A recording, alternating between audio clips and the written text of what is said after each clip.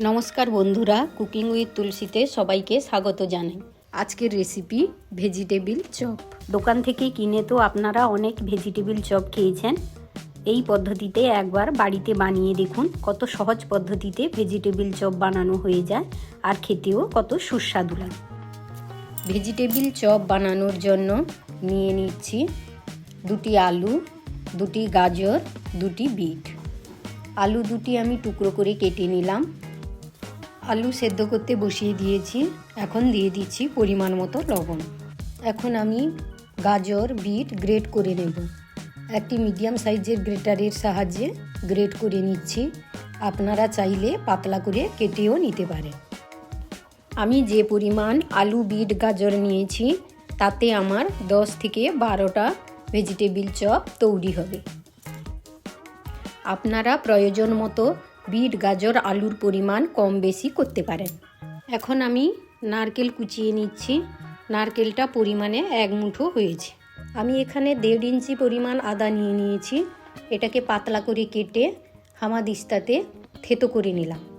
আপনারা আদাটা ছোট করে কুচিয়ে বা পেস্ট করেও দিতে পারেন। এখানে 3টে কাঁচা লঙ্কা মিহি করে কুচিয়ে নিচ্ছি।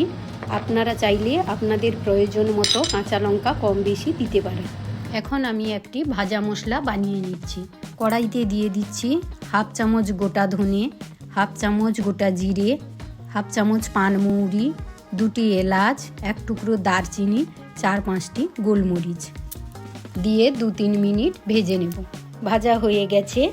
মশলাটি একটি প্লেটের মধ্যে নিয়ে ঠান্ডা করে হামাদিস্তাতে গুঁড়ো করে নিলাম। এখন বাদাম ভেজে নেব। তার জন্য নিয়ে নিচ্ছি 2 মুঠো পরিমাণ বাদাম। কড়াইতে পরিমাণ মতো তেল দিয়ে বাদামগুলি ভেজে নিলাম। আমি পুর তৈরি করে নেব। পুর তৈরি করার জন্য ওভেনে কড়াই বসিয়ে দিলাম। তেল গরম হয়ে গেছে। এখন দিয়ে দিচ্ছি 5 ফোড়ন। 5 ফোড়ন ভাজা হয়ে গেছে। এখন দিয়ে দিয়েছি কুচানো নারকেলগুলি। ভালো করে ভেজে নেব। নারকেল কুচানোগুলো হালকা ব্রাউন করে ভেজে নিয়েছি। এখন দিয়ে দিচ্ছি কুচিয়ে রাখা লঙ্কা। লঙ্কা ভেজে নিয়ে দিয়ে দিচ্ছি থেতো করে রাখা আদা। আদা ভালো করে ভাজা হয়ে গেছে। এখন দিয়ে দিচ্ছি গ্রেট করে রাখা গাজর আর বিট। ভালো করে মিশিয়ে নিয়ে 2 মিনিটের জন্য ঢাকা দিয়ে দিলাম। 2 মিনিট হয়ে গেছে। ঢাকা খুলে ভালো করে মিশিয়ে নিয়ে দিয়ে দিচ্ছি পরিমাণ মতো লবণ। লবণ ভালো করে মিশিয়ে নিয়ে ঢাকা দিয়ে দিলাম। ঢাকা খুলে মাঝে মাঝে নাড়তে থাকবো, না হলে নিচে লেগে যেতে পারে। কিছু সময় পর ঢাকা খুলে আবারও ভালো করে মিশিয়ে নিচ্ছি। এখন দিয়ে দিচ্ছি আগে থেকে সেদ্ধ করে রাখা আলুগুলি।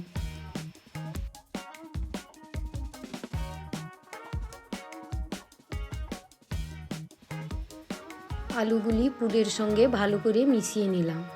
এখন দিয়ে দিচ্ছি পরিমাণ মতো চিনি। আপনারা চাইলে চিনি অ্যাভয়েডও করতে পারেন। পুরের সঙ্গে চিনি ভালো করে মিশিয়ে নিলাম। আমাদের পুরটি রেডি হয়ে গেছে। দেখুন কড়ার গা থেকে কিভাবে ছেড়ে দিয়েছে। এখন দিয়ে দিচ্ছি ভাজা মশলা। ভালো করে মিশিয়ে নিচ্ছি।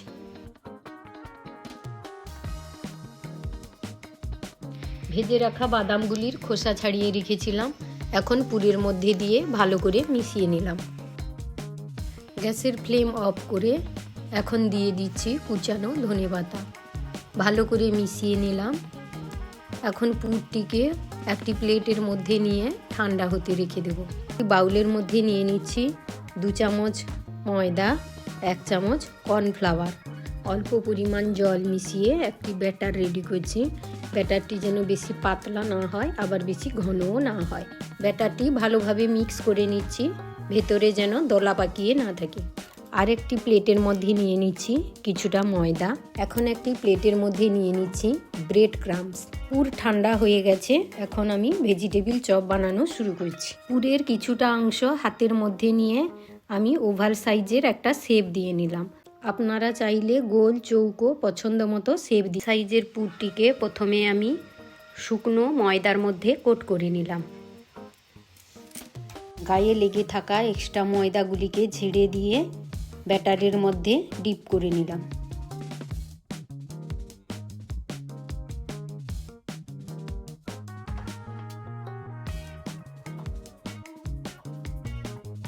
একটি চামচের সাহায্যে পুরটিকে তুলে নিয়ে ব্রেড ক্রাম্বসে ভালো করে কোট করে নিলাম।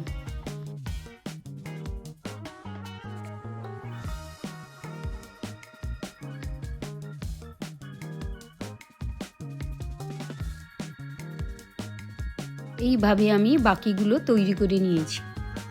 এখন ভেজিটেবিল চপ ভেজে নেওয়ার জন্য কড়াই বসিয়ে দিলাম। কড়াই গরম হয়ে গেছে, দিয়ে দিচ্ছি পরিমাণ মতো তেল।